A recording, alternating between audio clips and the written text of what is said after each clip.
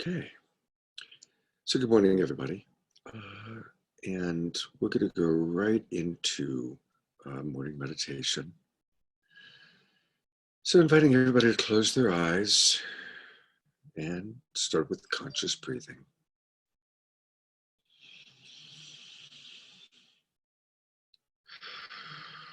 Letting go of any other stuff that you were thinking about or doing before class.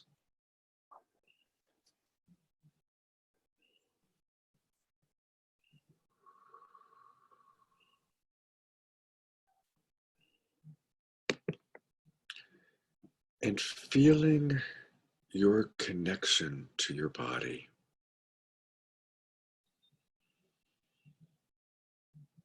How is your body informing you this morning?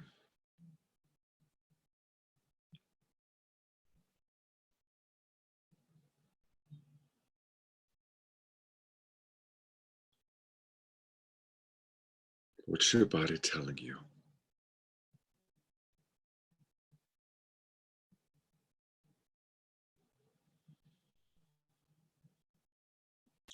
And because today's class is all about self-sourcing, I want to ask you to really drop in and feel your connection to your body.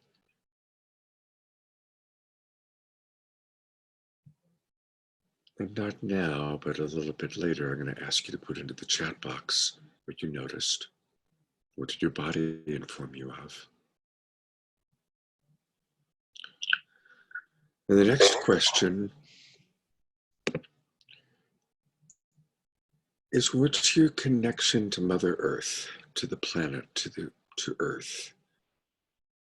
Do you have a palpable, in your own mind, in your own experience of life, do you feel connected to the Earth? Sometimes, always, never? What does that look like? What does that feel like? And a reminder, a wonderful place to start is just thinking about gravity.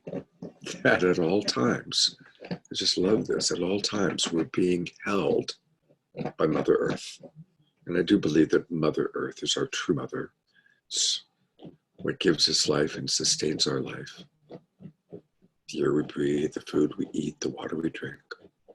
These incredible body temples that have been evolving over eons. It's taken so long for the human species to develop and become what we now are. So, how do you feel connected to the earth?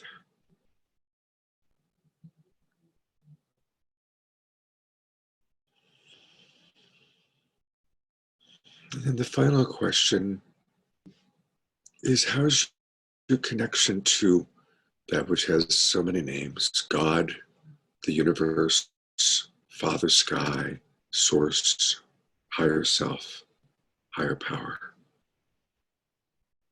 What do you call it? And how's your connection to that part, that incredible everything? Again, do you feel it always? Never?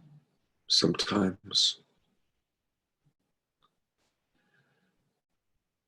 Do you have a practice to cultivate your connection to Source?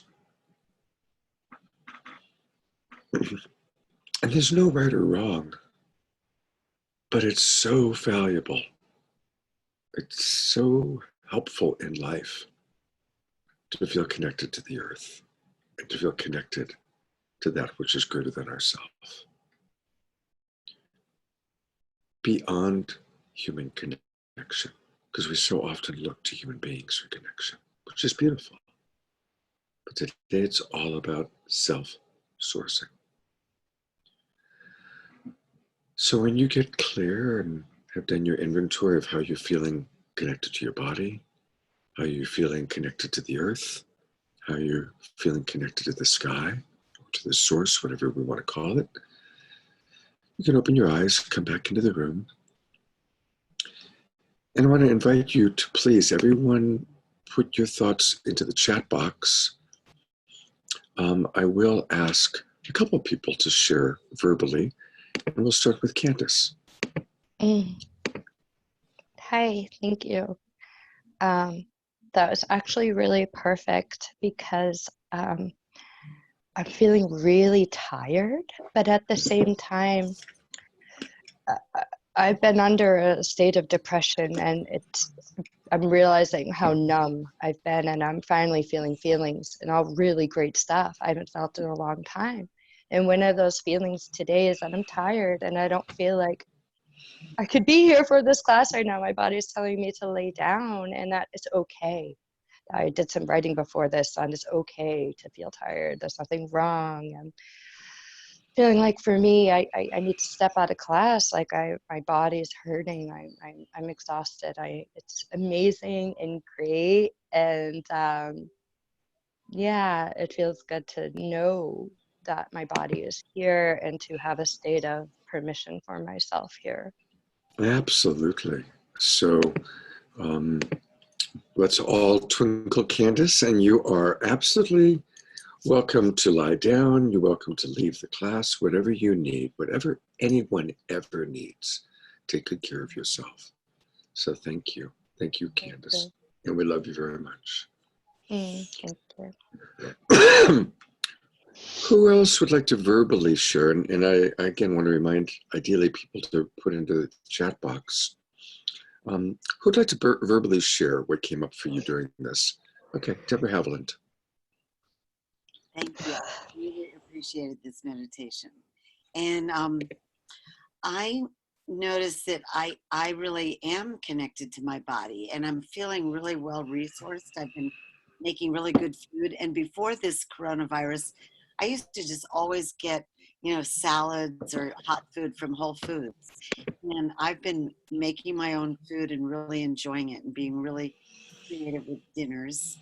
I'm very connected to the earth. I take a walk up this hill every single day, except for maybe not in the rain, but which is today. I also get down on the rug and stretch right before I do my meditations. And so I'm just I'm breathing, I'm feeling. This has actually been good for me because I'm usually the person who wants to go out and do, and the fear of missing out. So I've been going deeper inside, feeling like I'm okay just being with me and being with my experience. And then I'm sure you know, and I see the birds here. I'm connected with the sky. I have this big view to the east out my deck. So I've set it up like I didn't realize. I guess I'm feeling more grateful for how I set it up, and that I really have been smart. I appreciate myself for meditating my whole life so that I have these resources, Good. Thank you, Deborah. I judge myself for other things, like I don't have children, I don't have a husband. Okay. Thank you, Deborah. I'm loving myself the way I am, and thank you for giving me the time to express myself. Yeah, thank you, Deborah. Thank you.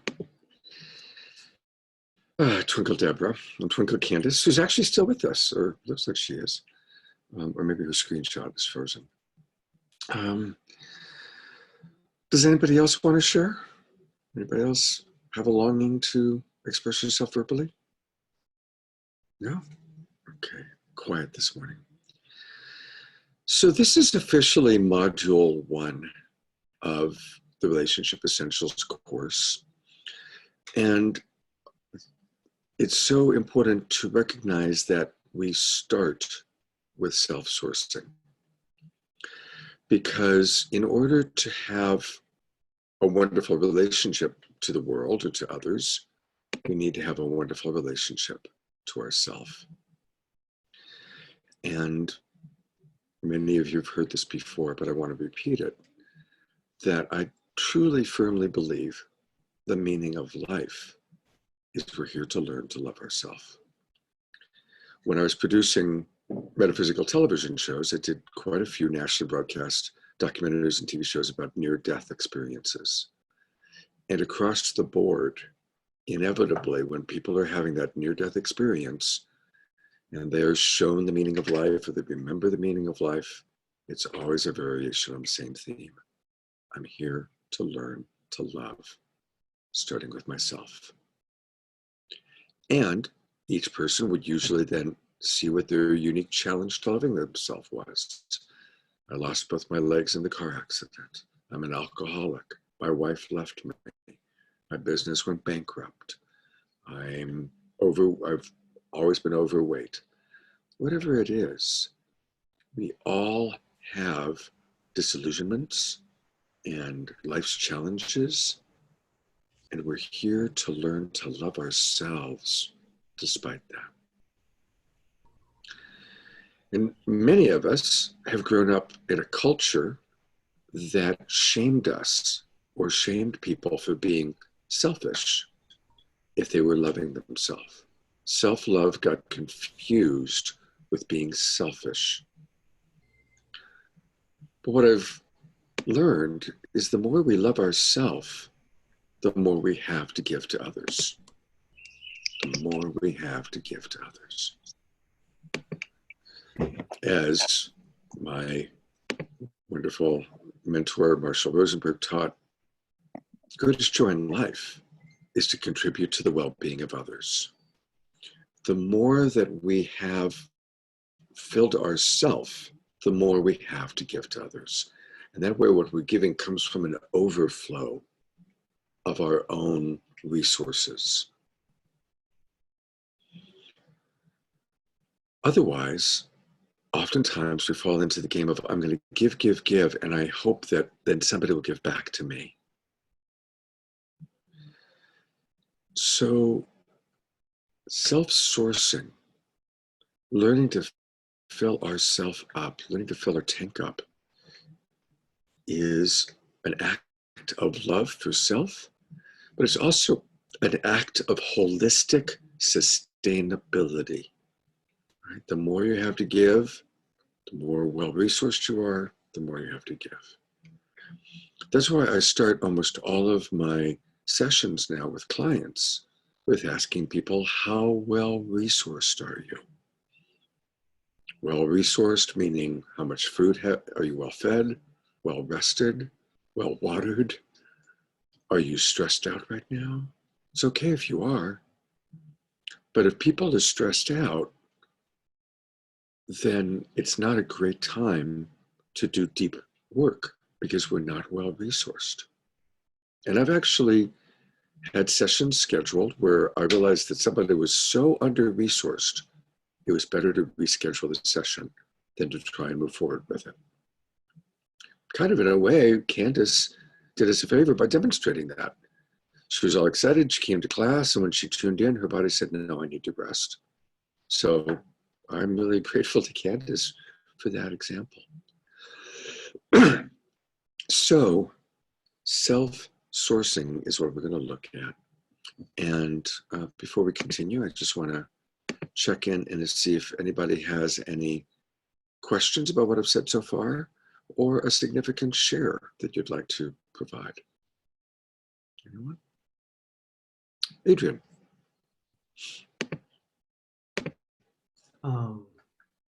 When you're, thanks Scott, hi everybody, good to see you. I feel like not only are we told that taking care of ourselves is selfish often from a really early age, but we're often told that just our basic needs and values and impulses are not okay from a very early age. And so many of us, or probably all of us on one degree or another have had that imprinting. But just our natural desire to be our lovely young selves is not okay. And I think for so much of us, this deep work is relearning that our needs and values are so natural and good and appropriate and healthy. So just a little, like, you kind of spoke to that on some level, Scott, but I just kind of, yeah, that's what was inspiring me, and is inspiring me on deeper and deeper levels, like understanding that fundamental, like coming back to our organic self that has the needs, and it's okay. Yeah. It's okay. It's necessary. Thank you so much. Let's give a big twinkling to Adrian. And I really do want to invite people to share. So thank you, Adrian. really appreciate that. And you're right. And that's actually a perfect segue into a document. And I want to acknowledge my previous partner, Emily, because she really helped create this document to a large degree. So I just want to give her a shout out. And in fact, Emily and I are going to be doing a Facebook Live together on Monday morning, 9 o'clock, for Compassionate Talk. So it's a long document, and I'm not going to read all of it. I will post it in the Facebook Messenger thread, but it's a document that I encourage all of you to, once I post it, save it, print it out perhaps. And I do want to just start with the 3 primary needs. And as I talk about these, I'd like ideally for each of you to either verbally share how you do with each of these, or pop in the chat box how you do with each of these. And the first one, we've already talked a little bit about, self-love, self-esteem. How do you do with generating a sense of inner self-esteem? And it's interesting, by the way, to note that we chose, Emily and I very consciously chose to make that the very first one, because traditionally, nonviolent communication, most people will tell you that the second and third ones we've listed are the primary needs. Safety and security, which is primal, and then connection. And certainly connection to others is very important, obviously. But again, we wanted to start with connection to our own unique source energy, which is, of course, what I was referencing a little bit in our opening meditation. So how do you do with self-love, self-esteem? How do you do with just feeling safe? And again, we've talked about this, and I really want to acknowledge people who had a really hard childhood, where they grew up in hypervigilance, because they had a father that was an alcoholic, or a mother that was a rageaholic, or whatever it was. And so people like that, it's very hard to have a baseline of safety and security. I had a blessed childhood, so I have a very strong baseline of safety and security. And so again, there's no right or wrong to these questions. It's learning where are we, and having absolute compassion for ourselves if we're struggling with self-love, if we struggle with having a baseline of safety and security, if we struggle with the third one, connecting to our own unique source of energy. And I want to read this because I remember Emily and I really working hard on the right languaging for this. Learning to find solace and direction inside ourselves. When we are connected to source, we can look to universal intelligence for guidance. We possess an abiding and durable faith and trust that we are provided for and cared for by a resource that is much greater than ourselves. And know that source can mean God, higher self, divine self, existence, Father, Sky, Creator, whatever you like to call it. We invite you to apply these principles within your own unique belief system. So I'd love to open it up to what comes up for people. And again, we're not promoting religion here. Although if somebody gets there through religion, that's wonderful. But we're promoting learning how to take good care of ourselves within ourselves. And one last thing, and then I'd love to hear from a few of you. There are many wonderful practices: playing a musical instrument, exercise, yoga, meditation, vipassana, prayer. These are all martial arts. These are all practices that help us to create connection. So I'd love to hear from some of you. What comes up for you in this piece? Where are you strong? Where are you challenged? What's alive for you? Mariko, and then Mark. Good morning. Look, Good I'm morning. dressed out of bed, I do want to acknowledge our Hawaii friends that, have to get up and be ready at 7 o'clock in the morning. So thank you for being with us, Mariko. Where did that document go? Where you put that? Is that the screen or where? I had it on the screen. Do you want me to pull it back up? Yeah. Okay. There it is. So when I think of this, I think of as a coach, firstly, wow, this is my wheelhouse. I'm really good at self-love and self-esteem. I could really teach people how to do what I did as a child, So that's what comes up for me. Like, thank God I learned how to do this at an early age because I was alone a lot as a child. So just learning how to do that intuitively, like tap into that.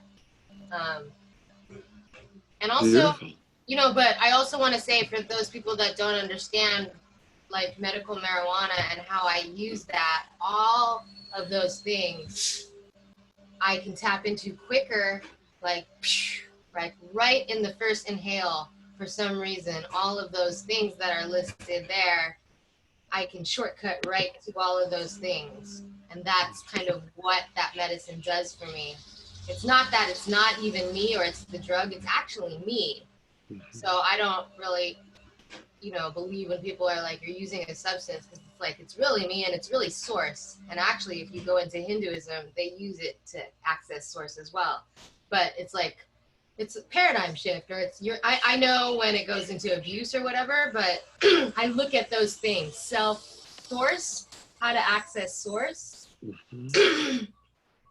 through just being able to be totally in euphoria and calm. That's what it does. So then you can be reminded that you are euphoria and calm.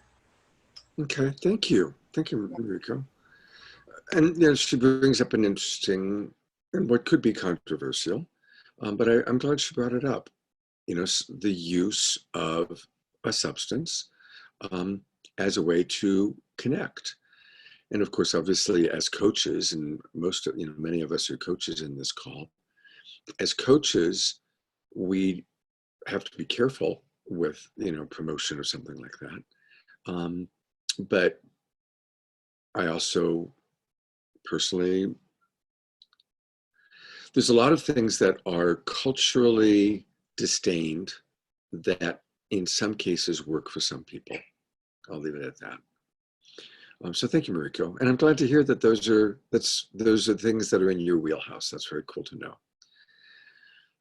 I'd also love to hear from anybody that wants to share. And Mark, I know you're next. But after Mark, if anybody, as we were going through those, noticed that you're challenged by some of those areas that are not strong for you. So we can have empathy and understanding. So I just wanted to put that out there. Sometimes, especially if somebody comes right on with, oh yeah, I'm really good at that, then it can increase our, oh my God, what's wrong with me story. And there's nothing wrong with anybody. Nothing wrong with anybody. We all are where we are. Mark, what's up for you? Okay. Good morning, California. Evening. That's right. Good morning. Good evening in Germany. Auf Wiedersehen. When I think of self-love, what it brings up for me, it's two things.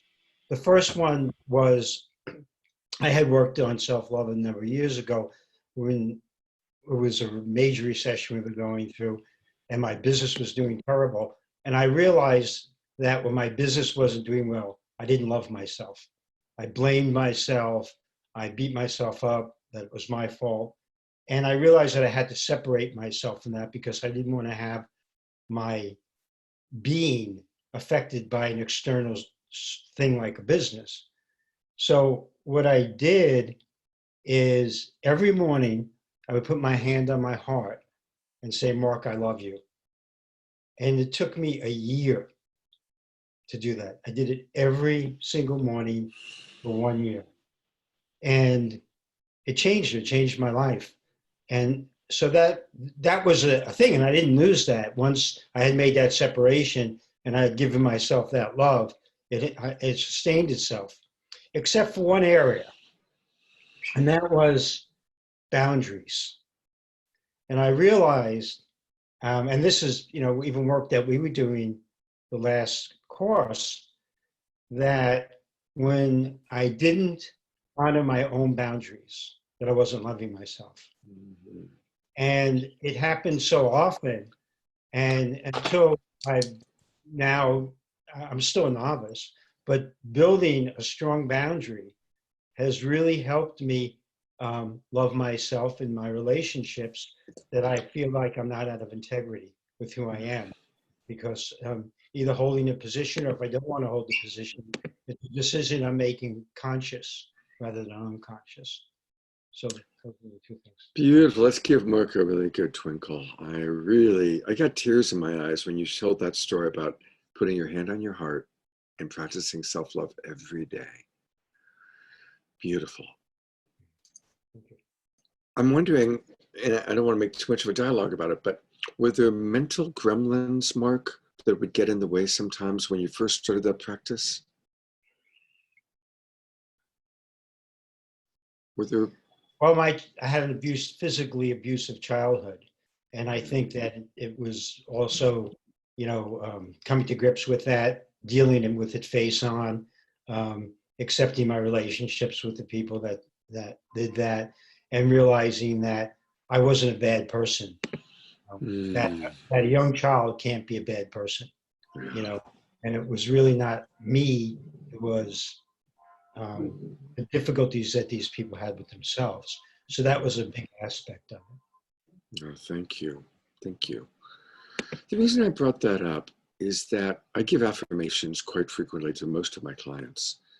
And I also remind them that if you, as you're doing the affirmation, if there's like mental gremlins poking at you saying, that's bullshit. No, you're not, you know, whatever it is. See if you can just blow them away. But if you can't, if they're really stuck in there, then notice what it is they're saying. And then as a coach, I work with them, because those mental gremlins, those thoughts that stop us from fully embracing I love myself or whatever it might be, are disembodied voices. And that leads to voice dialogue work, which we're not going to go into right now. We will be doing that in a later module. So almost at the very end of the course, we talk about subpersonalities and voice dialogue work. But it's okay to acknowledge, don't give your power away ever to those voices. But if they don't go away, then we usually need to work with a coach. We'll do some real good self-sourcing and self-reflection work to discover, where do those voices come from? Are they your own sub-personalities? Or are they authority figures that said something to you that lodged in your brain? Okay, so it's just an important thing to remember. Is there anybody else who'd like to share? Maybe someone we haven't heard from yet. Yeah, Anuprabha. Morning, everyone. Good morning. Thank you so much, Mark, for that beautiful, vulnerable share. It's so deeply touching, and really resonated also with me, this aspect of when you're growing up. When I grew up in this alcoholic family, like, if I felt there was something wrong with me, you know, like I was, and somehow I was kind of the family member where my siblings would say, because I was the oldest, and since I was the one that was standing up, like trying to protect my mother, trying to protect my father, I didn't realize that I was the only, until kind of years, I was the only one that ever got really hit, you know. But I was the one that was kind of always the protector, even of my siblings. And so I kind of took that, but then I also took on the shame of like, why is it that they're hitting me? You know, why is it just me that? And so I just felt there was something wrong with me, basically, that I was causing it. Yeah. And I carried that with me a long time. And I think still in my family, it's there, you know, especially also I left then to go, you know, school and then travel and then India, and never went back. So I'm an easy kind of target. Like I'm the black sheep, or I'm the one where they can put all the unresolved grief that they have on me. And I'm still hold that in the family. Unless is interesting unless something really tragic happens that they really need me, like if there's trouble, then they need some consultation about something, they'll call me for So information. Anuprabha, I Yeah. want to bring it back Yeah, to self-sourcing, thank you. Yeah, thanks. because now you're talking about your family dynamic, which is powerful. What's a practice of self-sourcing that you cultivated through your travels through India, so that when you start, like right now, start spinning a little bit into Exactly, thank the you. painful story, what's a practice, if Scott wasn't stopping you, Yes. that where you would stop yourself, and what's a practice you use or you have used? Thanks, Scott. Yeah, I wouldn't even go there. I wouldn't even open up and say anything. I keep it silent. However, what I have done through these years has, just, music, meditation Mhm. has been huge for me, Mhm. and as a real healing source. Also having my children, like my daughter was a huge thing. Like I could love her the way I wanted to be. I could parent her the way I wanted to be parented. Mhm. Huge healing of my little girl with my Yeah. daughter. I Yeah. got to really, and the reflection back is really beautiful, that in that. So that was a huge healing for me. Really, that's what because I always had this thing, what is love, right? And I really could experience it really with my daughter in an unconditional way. Okay. So I think music, meditation has been a huge part. Being in my body, practicing being in my body, which took a long, long time, actually. Yeah. Yeah, especially children that are beaten go out of their body. So we They go out of leave our their body. body. A meditation, like a Kundalini meditation, from one of Osho's Kundalini meditations, where you're shaking your body and you're Mhm. dancing. A lot of his meditations are really embodying the body, Yes. Yeah. right? Dynamic So meditation. That dynamic dynamic meditation, meditation. really, really good. So all the meditations, and I've been doing that for like 40 years. Okay. So all of that is really, and the affirmations has really brought me into my body and get it like, and just the bhakti work that I do, or the death doula work that I do, helping people pass over, and with Okay. my band. So all So that, yes, so what's interesting to note, and I love you, and you're one of our senior, yes, but the majority of where you go is still about what you're doing for other yeah, people. Most of it is now, a little bit was, dynamic meditation is self-sourcing. But if you even go back and watch your spiel right now, it's just no right or wrong. So I want to make clear, I'm not making you wrong, yeah. but it's interesting to see the patterning of So looking true. outside of ourselves, even as we're talking about self-sourcing, right? That is so true, Scott. And that is how I survived somewhere, and that's still how I Mm-hmm. survive. Mm-hmm. And it's a really, like, I think what Adrian was mentioned, somebody mentioned it, it's like selfish about self-sourcing. So I also think I grew up thinking not to be selfish, right? Like Mm-hmm. taking care of myself was somewhere being selfish, Yeah. So I really need to tune into how to take care of myself still to this day. Absolutely. I Absolutely. really, and that, thank you for reminding. I mean, it really is important Yeah. Let's for give a me. big twinkling to Thank you. Anuprabha. I love you very much. And thank you for being vulnerable. And No, I so appreciate that feedback, and the yeah, reflection, and the also reassurance that it's okay to take care of myself, right? It's, absolutely. you know, What we just saw a little bit with Anuprabha, some of you might have heard this story before. Many years ago, I was in Louisville, Kentucky, teaching a parenting class.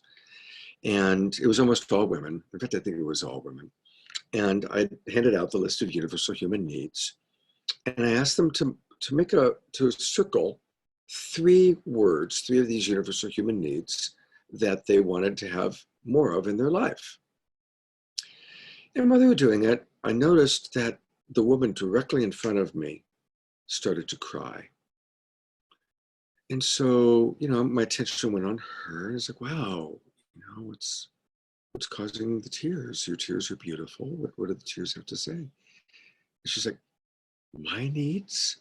My needs matter? I mean, it was like a new idea for her that her needs mattered. And I asked her a little bit, and she's a mother, children, taking care, and it was all about the family, all about the family, all about the family. And I was pretty focused on her for whatever it was, a couple minutes. And when I kind of pulled back and I looked at the rest of the group, half the women were crying. Half the women in that room were crying. And then I asked, and for me, white man from California, who, I was just shocked, in such shock. It was such a wake-up call to me. And I asked, how many of you, this is a new idea that your needs matter? And almost everybody raised their hand. And Anna Prabha, of course, you reminded me of that. So again, it's important to recognize that for some people, the idea of self-sourcing and taking care of our own needs is science fiction. It's a whole new idea. Anybody else that we haven't heard from want to share what's come up for you? Daniel.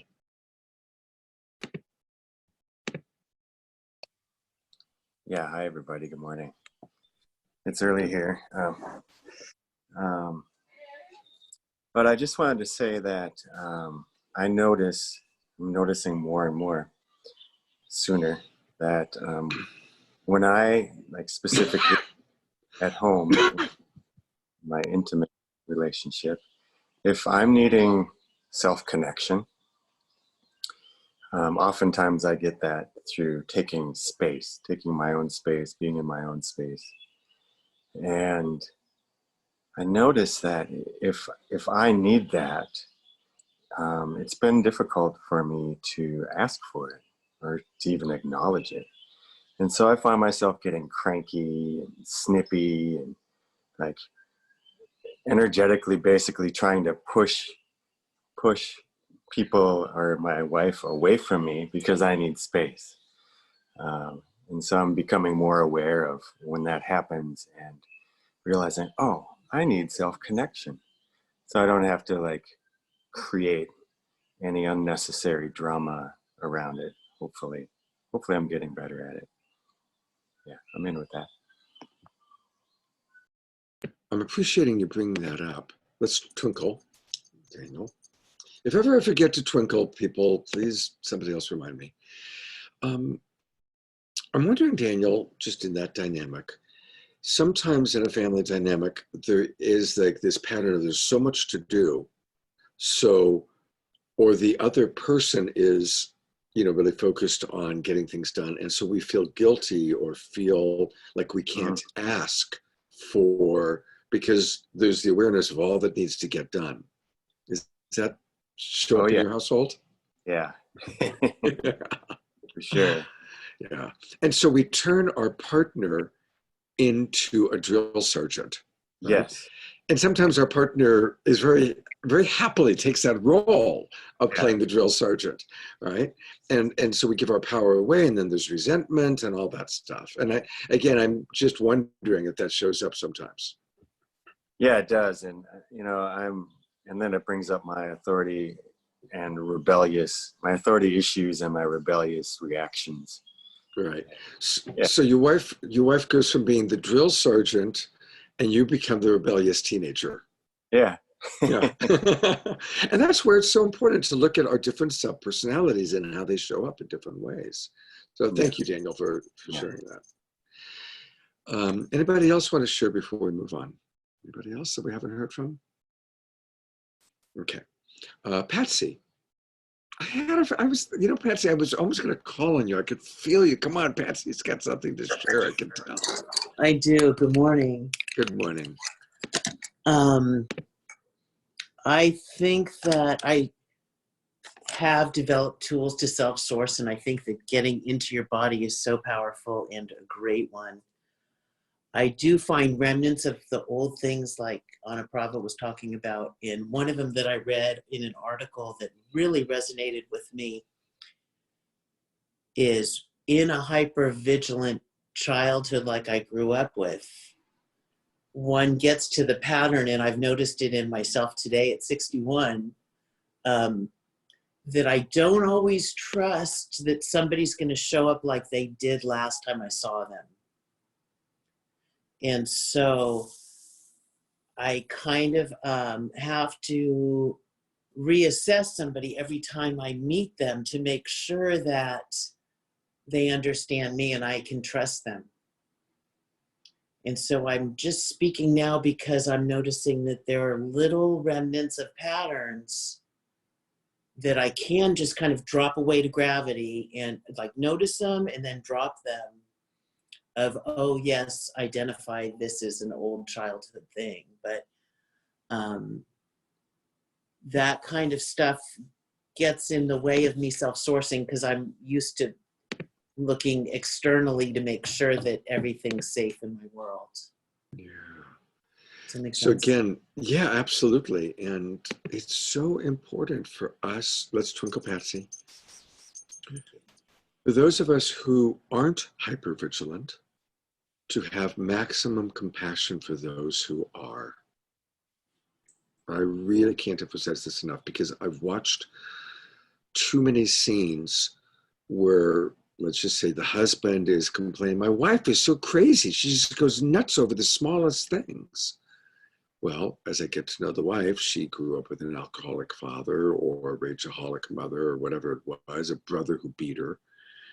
And she grew up having to be hypervigilant. And it's a deep patterning, and it's not about being crazy. It's about being in that hypervigilant state or living in a low-grade anxiety. And it's for someone who's grew up with a healthy childhood, it's hard to understand that. It's kind of like, how can a man really understand a woman's menstrual cycle, right?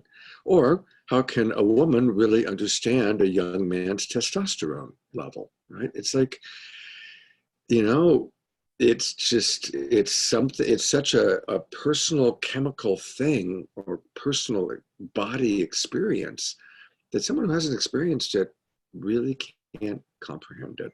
Yeah. So, you know, I really want to acknowledge Patsy and Anaprabha, and anyone who, you know, who vulnerably shares about that living with that challenge. Right. So, twinkling. Okay. I want you to pay close attention. I'm not going to read all of this, but there are 4 anchors of connection. And we kind of have touched on the first 2 right away in my meditation, connecting and grounding to the earth. The second one I also did in my meditation, connecting to source energy. The third one is connecting to your heart or your inner child. And Mark did a beautiful job of demonstrating that with his story. But also connecting to our inner child, and simply in a moment, if any of you have an experience you can share of how you work with your inner child, that'd be great to hear. And then finally, learning how to energetic shielding and boundaries. And I'm going to read this one because we haven't talked about it. I'm not going to read the whole thing, but I'm going to read the first paragraph. Energetic shielding is a practice that helps us to create a force field of auric energy around our bodies to protect us from taking on the energy and emotions of others. It also aids us in learning how to contain our energy so that we can be sourced full with our own self-love and energy of Creator or Mother Earth. And then we go into practices of how to do that. Now, this is a really important one because many, or perhaps all of you, are highly empathic, really care about other people, and you feel either the energy of the people in your house or you feel the energy of the world. Especially because, and we haven't talked about it yet today, but we are in the beginning. This is just the beginning, kids, of the coronavirus crisis. We're in the beginning of it. We're just feeling the economic impact and the social distancing stuff. Most of us haven't started feeling the big health challenge. Right? None of us live in New York. So hopefully what's happening in New York won't happen everywhere. I don't know if Adrian's felt it because he's up in Portland, and I know Portland's, no. So, but I'm not going to call anybody, but just raise of hands, who perceives that you're energetically feeling the drama of the world right now? Who has a sense of that? Okay, so almost everybody's raising their hand, right? So energetic shielding is very important for any of us when we're doing coaching, any of us that have people in our household that we can be impacted by, or like we just talked about, really feeling the world. So learning how to energetically shield is powerful.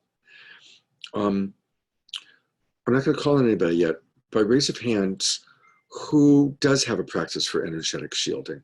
Who has a practice that they use for energetic shielding? Okay, wonderful. And going back one step, who has the practice of connecting to their inner child? Who has a practice of connecting to their inner child? Okay. So I'm going to call in Timothy, because we haven't heard from you yet, Mr. Earl, to share either of those practices, either the energetic shielding or your practice with your inner child. You can pick which one you want to share. I'll go with the more vulnerable one. Thank you. I looked at my inner child for the longest time as something to be despised and locked away and not acknowledged, because I was taught as a young man to stop crying and be tough. And there was just no room for a little child. I was like, even when I was a little child, I was trying not to be a little child most of the time. So as I did a lot of work at discovering different parts of me, a huge realm of the parts within me was the little child realm. And I realized that all of my little child is actually lovable and simply needs to be redirected. And that the parts that I was despising were just as lovable as the playful little parts. And those were parts that of my little child that were needy or had felt insecure or felt unsafe or worried. They were all the parts that that as an adult, I just felt like, well, that's wrong. You shouldn't need anybody to give you anything. You should be completely independent. I had all these belief systems that I had developed to survive as a kid.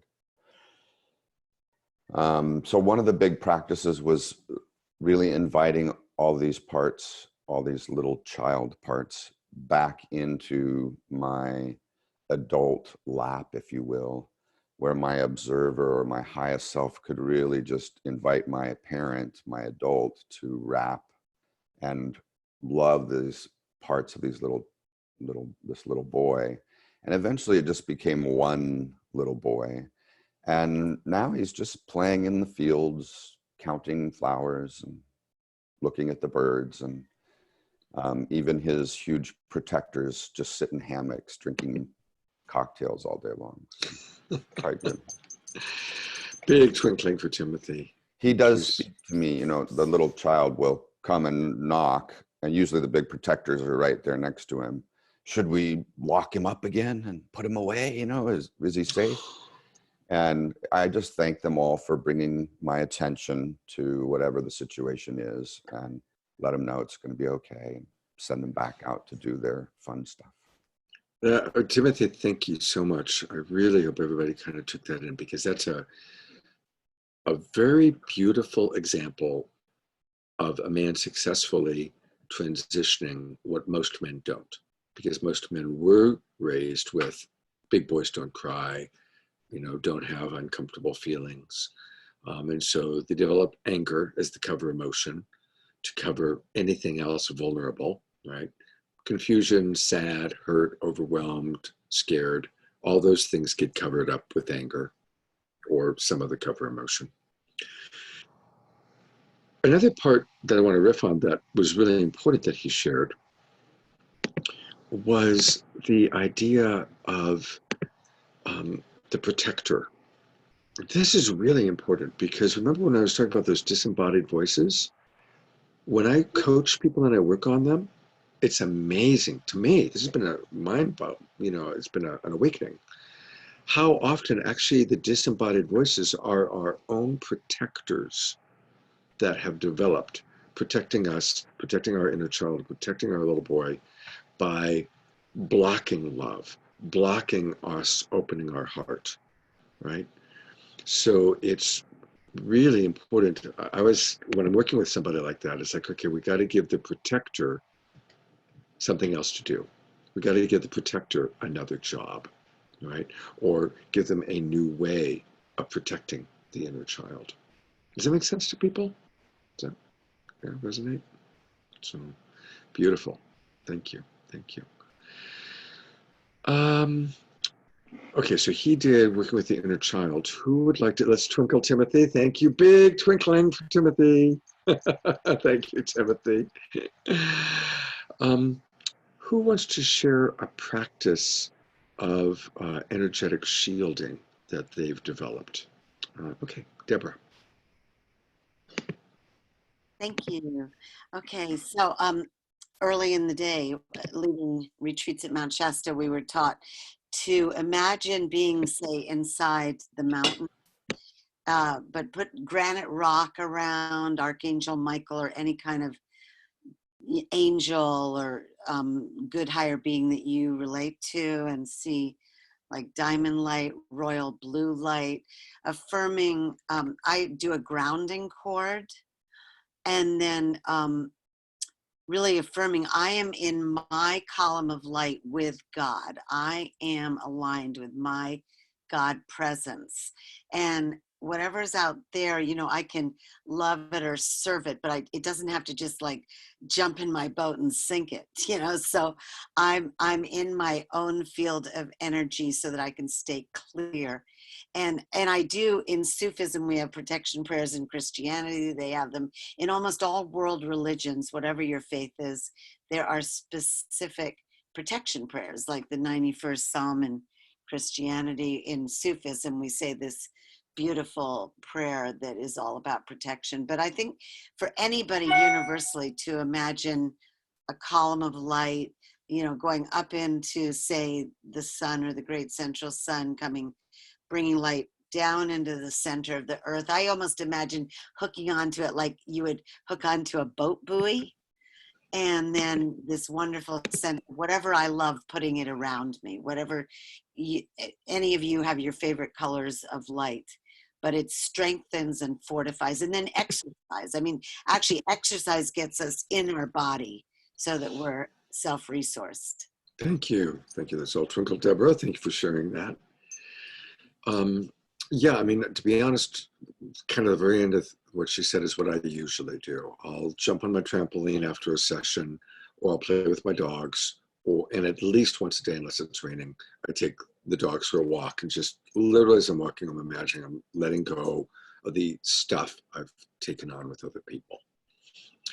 You know, one thing about energetic shielding too that I've learned is we're all different. I can cry with my clients. I can feel my clients deeply, and I don't carry too much of my clients' stuff. It doesn't stick to me. But especially when I've worked in my mentorship group with people, I've had to recognize that, again, some people, that's a real challenge. Some people, when they do empathize, they so take on the pain and they can't let it go so easily. And that was, again, a maturing for me, recognizing, because I don't take it on so quickly and easily. I'm more Teflon, I guess. But not everybody's that way. And I've had some coaches that I've worked with that have said, Scott, I can't cry with my clients. I can't go that deep because the rest of my day, I'm feeling it. Now, of course, obviously, then it's important to develop that energetic shielding practice. But again, I just want to acknowledge we're all different. We're all different. And Daniel just wrote the difference between sympathy and empathy. That's a really good point.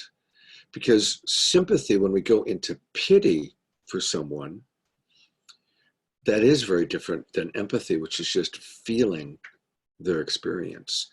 I don't know. I think maybe for some people, being in sympathy might be one step away from feeling them more connected. Now, I'd like to believe that I'm in empathy more than I'm in sympathy, I don't know. That's a good question. I appreciate that, Daniel.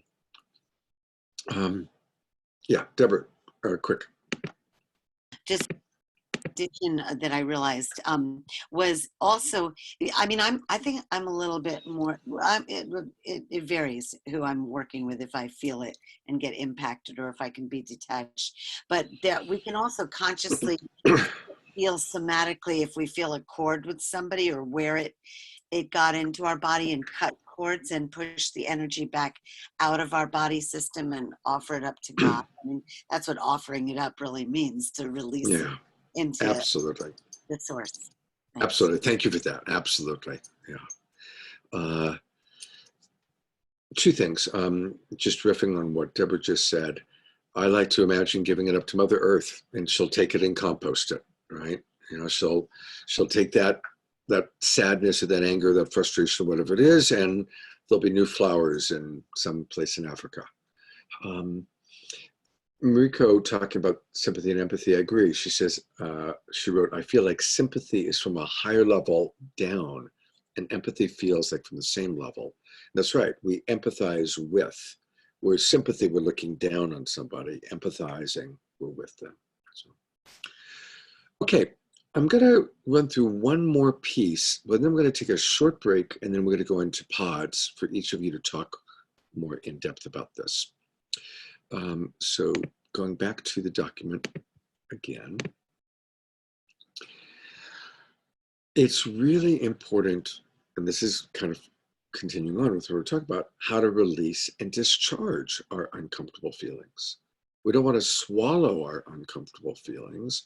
We don't want to swallow, you know, what we've experienced, whether it's ours or the person we're working with or the world's, but we need to release and discharge. And so we came up with 10 ways to do it. Body shaking, which, by the way, I do that sometimes when I really, you know, I shake and I shiver in my bed, I make sounds. My dogs wonder what's going on with me, but I do body shaking. Yawning, laughing, belching, burping, sighing, all these are ways to release energy from our body.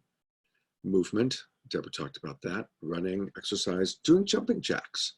Martial arts, time in nature, that's probably my favorite way to deeply discharge. Tapping, that's obviously become especially popular recently, or holding acupressure points. Meridian tapping, and that's what that little chart that we came up with is all about. Oopsies, going too fast. Meridian brushing, using your hands to kind of brush away the energy. Chakra clearing and rebalancing. Cutting energetic cords, I'll talk about that in a moment. And conscious venting. Really allowing yourself to express your anger, pounding a pillow, screaming, crying. And if you're going to vent about someone, just to remember, it's not about making that person bad or wrong. And if you are going to vent, don't vent to someone who will collude. Okay? If Daniel is venting about Scott to Adrian, I would trust it, because Adrian's going to translate it into feelings and needs. He's not going to go into, oh yeah, you're right, Scott's an asshole. I hope. But he's going to say, wow, I'm really hearing that your need for respect, your need for being understood wasn't met. So we want to vent about another person to someone who's not going to collude and make the other person wrong, but translate it into feelings and needs. And that's really important for those of you that are coaches. When someone's venting, it's okay. Venting is like passing gas. It's stinky, and we all do it, okay? But in venting, it's not about what the other person did wrong. It's about how it impacted us. Always bring it back. How did it impact you? What were your unmet needs? What were your unmet values? What were your uncomfortable feelings? Okay. So let's take just a really quick break. I will make up the breakout rooms, and then you guys are going to go to breakout rooms and I want everybody to really converse, really dialogue about what's come up for you in today's course, okay? So let's come back in 3 minutes. In 3 minutes, please.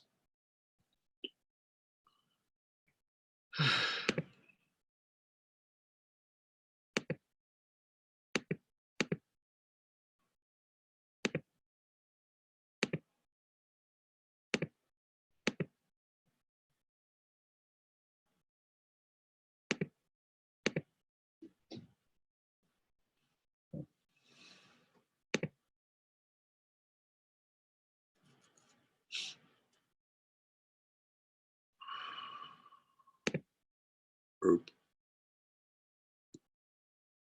Yeah.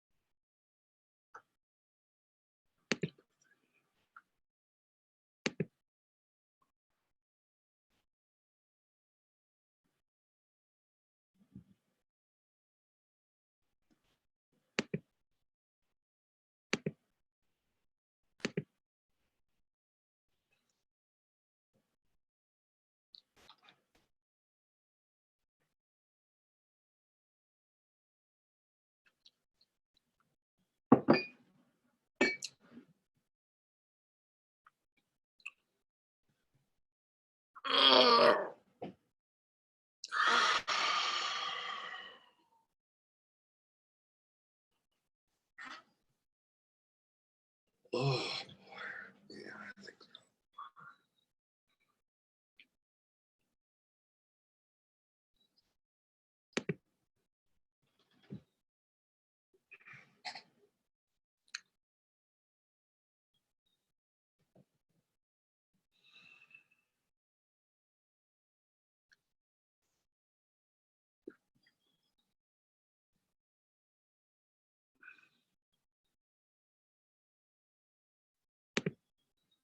Okay, welcome back. So I've created 3 breakout rooms, and our breakout room leaders will be Adrian, Anaprabha, and Daniel, are our 3 pod leaders. And there will be 3 or 4 people in each breakout room.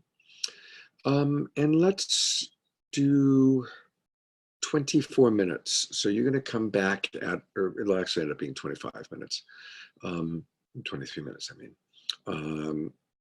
So pod leaders, I really want for you to encourage everyone to really share honestly and vulnerably, equal amount of time. So each person, you can decide, like give like 7 minutes to each person, or make it a dialogue. But if it's a dialogue, just make sure that everybody gets a chance to express themselves pretty evenly. And what we're wanting to do is to really look at where are we strong, where are we weak, learn from each other. Okay, is that clear? And trust each pod leader to, really keep track of the time and make sure that everybody gets a chance to talk. Yes, Anaprabha. So where are we strong, where are we weak as far as the Self-sourcing. Self-sourcing. Okay. Yeah. We are focused on self-sourcing. Self-sourcing. Okay. And is that document going to be available so we can look at it?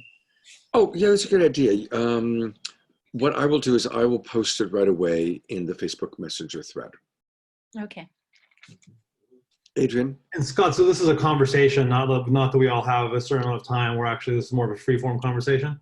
Yeah, it's a free-form conversation. And again, remember, you can give empathy, but not a lot of fixing. But what you can do is share tools. So if one person struggles with, wow, how do you do inner child work? Then maybe one of you can say, well, this is how I do inner child work. Okay.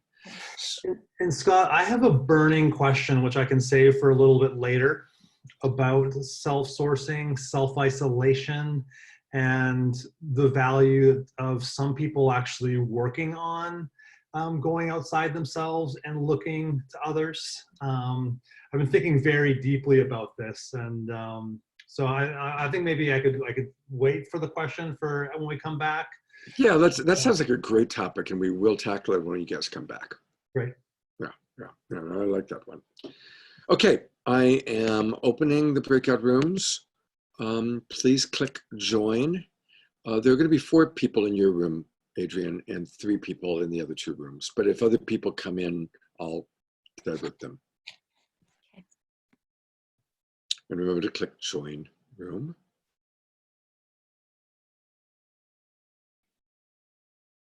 Deborah, you need to click join room.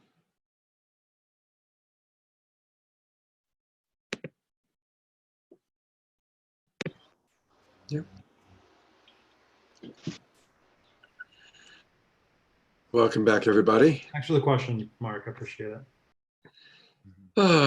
Adrian, did your group have enough time? I know that you had 4 people, so it was a little bit more jammed. Yeah, it felt like a good flow. It was a nice, timely sharing, and then a back and forth, and it felt great. Great, cool. So before we get to Adrian's question, which I've been pondering while you guys were all away, is there anything that anyone would like to share? Do any of the pod leaders want to share like a review or any highlights that came up? Daniel. Yeah, you know, we developed a theme in our conversation around recognizing what's inside myself versus what's outside myself, and recognizing that actually self-sourcing can take the form of setting boundaries as well.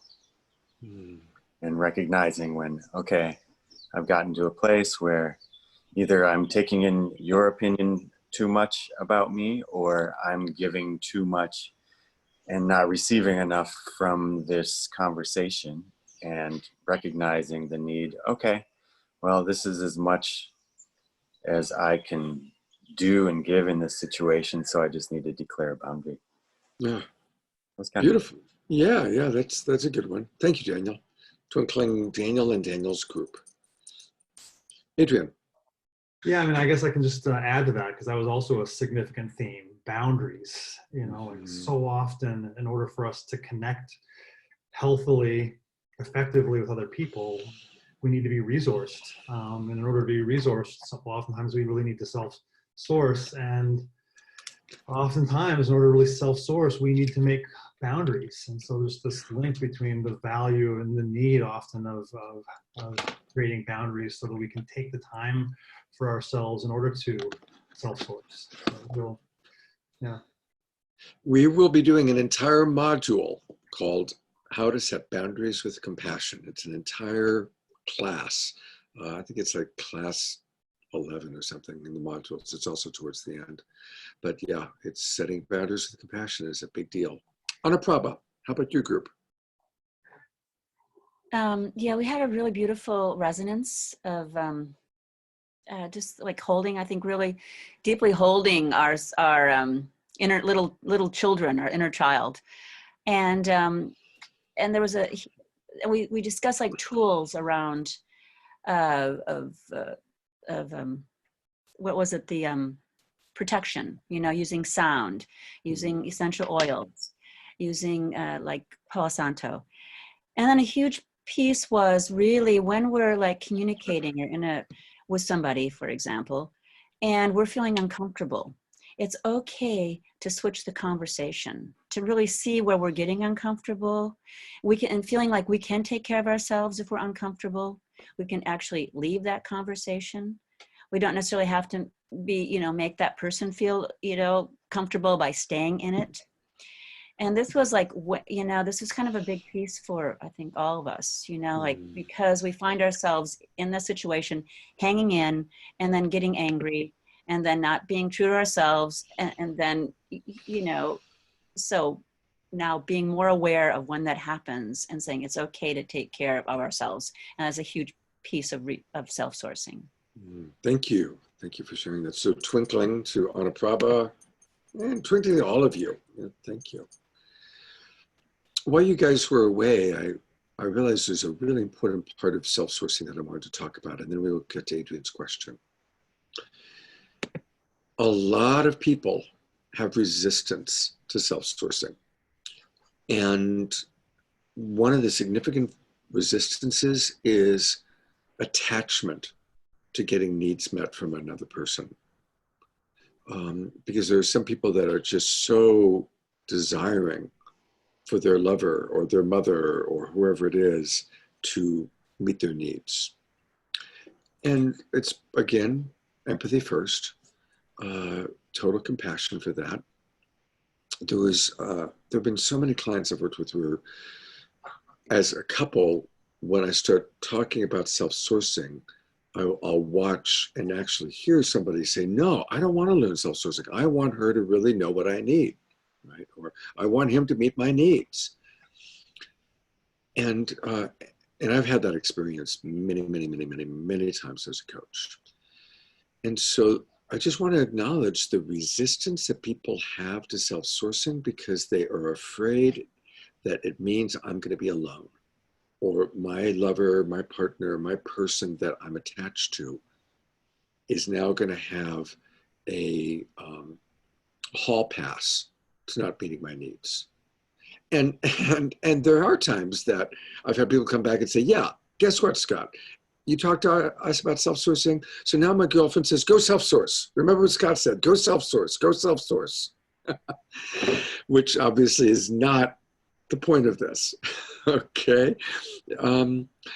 So like everything, as the Buddha said, take the middle road. So it is about finding that balance of asking for others to meet our needs, knowing what our needs are, requesting it. And we're going to do a whole thing, I think it's next week actually, on how to make requests.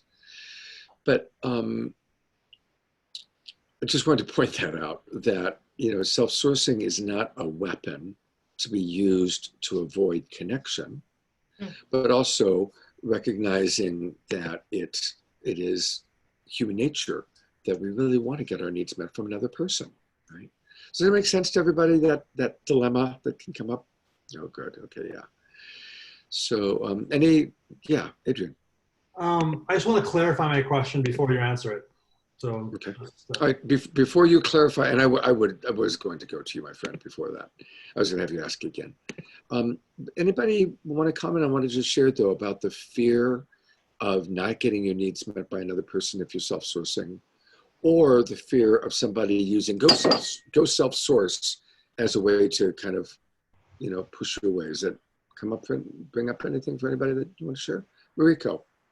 I actually, took a class with Emily in October, so she uses that word, and then I took it on because we have a lot in common as our upbringing. And so I was like, oh, that's a great word, self-sourcing. So I started to use it. Then when I fell in depression, I remember crying about, I'm so tired of having to self-source everything in my life.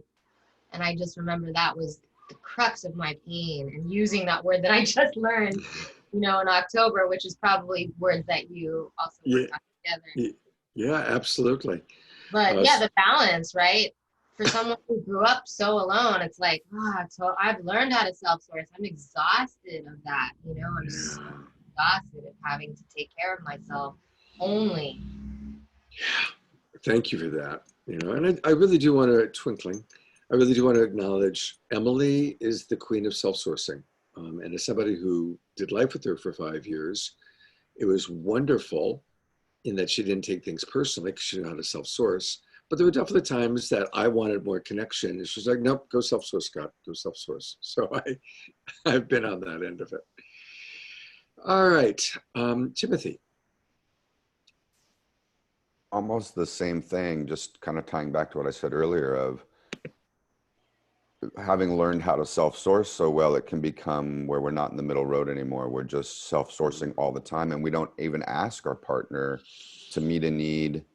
And they're maybe doing things that actually aren't related to our needs and that are irritating us, and we don't tell them because we're self-sourced, right? We're actually not using it correctly. We're trying to be too independent, or the other way around, where we're looking to our partner to meet every single need, and we're not self-sourcing at all. And I've been in that relationship, the last one, where there's no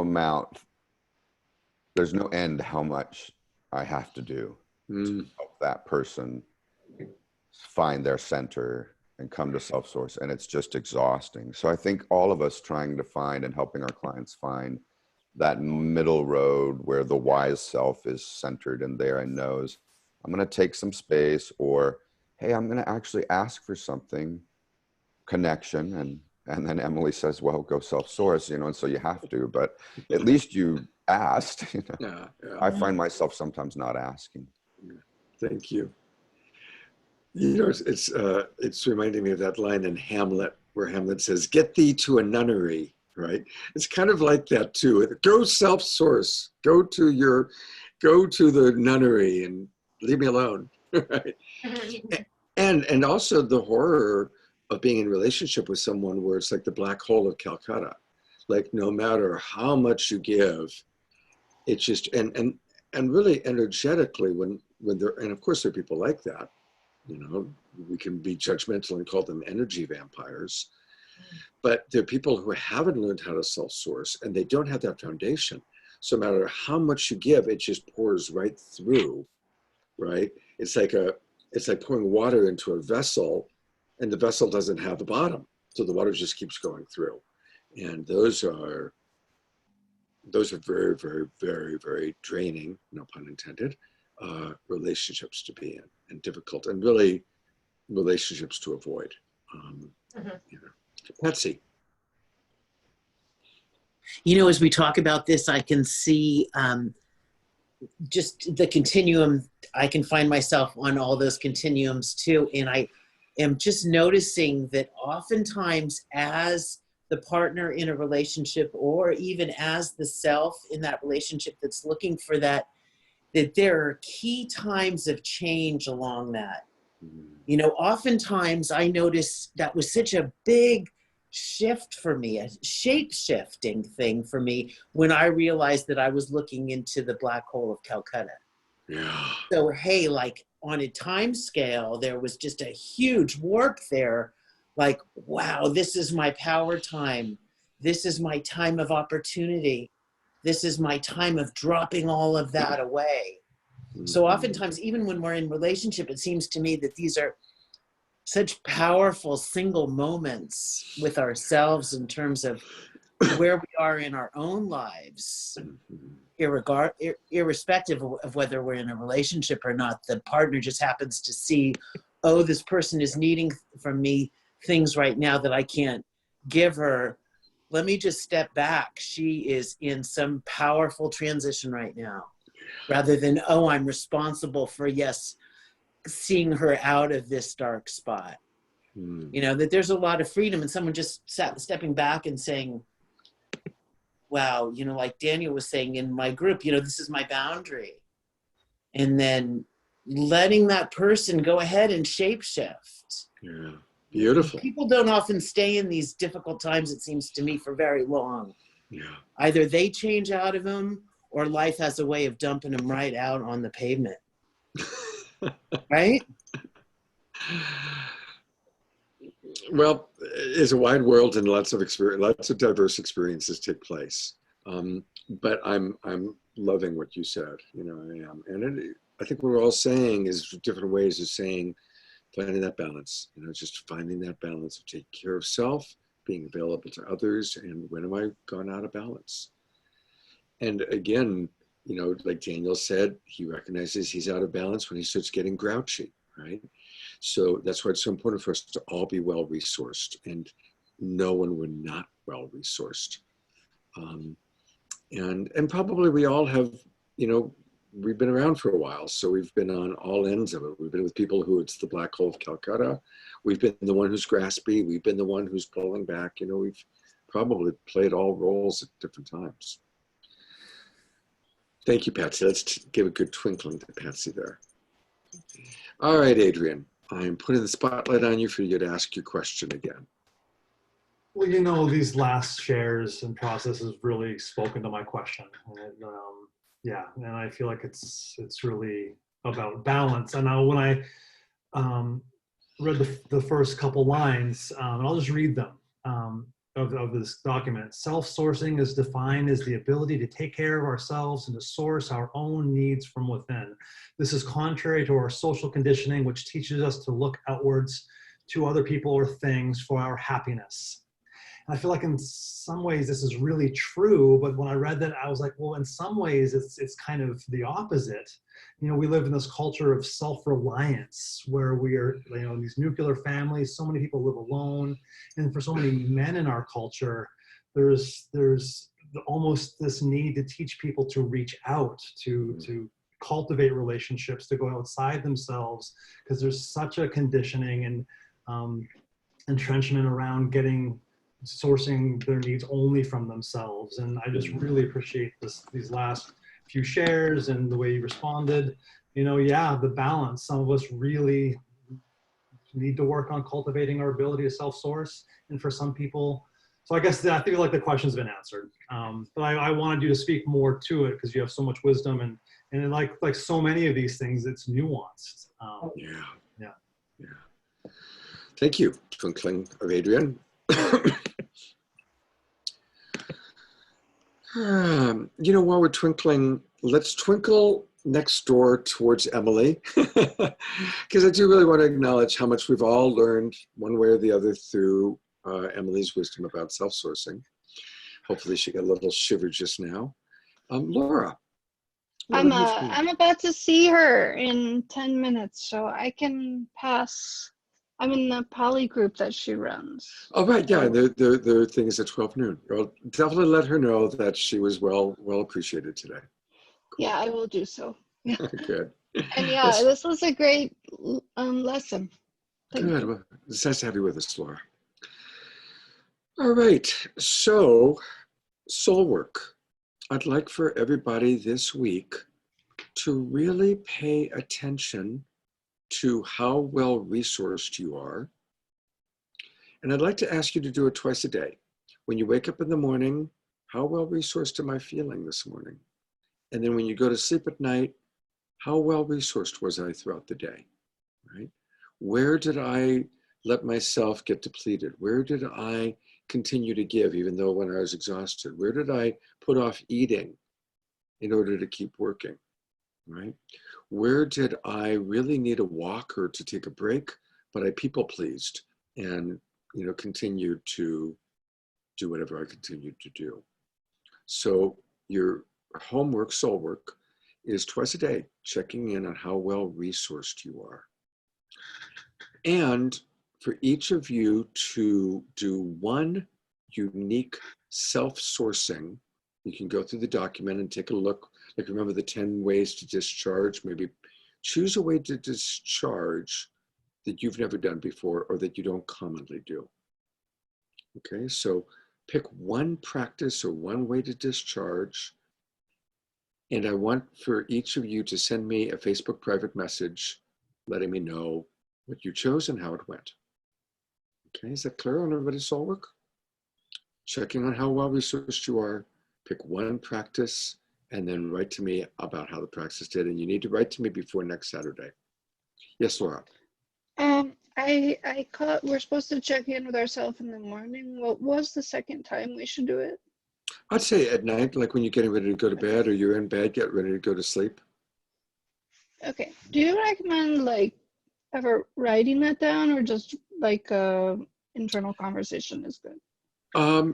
Writing it down is always great. I mean, if you're someone who journals, I think it's always wonderful to journal, but it's not mandatory for this practice. If you know, I know that when I'm in bed, I'm not writing, I'm thinking, I'm reviewing my day, but I do that. I really review my day at night. And when I wake up in the morning, I take a long time. From the time I first open my eyes and my dog is kissing my cheek, I don't get out of bed for usually an hour because I'm kind of going in and out and I'm thinking about the day. So that's kind of my style. All right, everybody. Good class. Good to see all of you and have a wonderful, wonderful week. Some of you in the mentorship program, I'll see you later this week. And take care. God's blessings, everybody.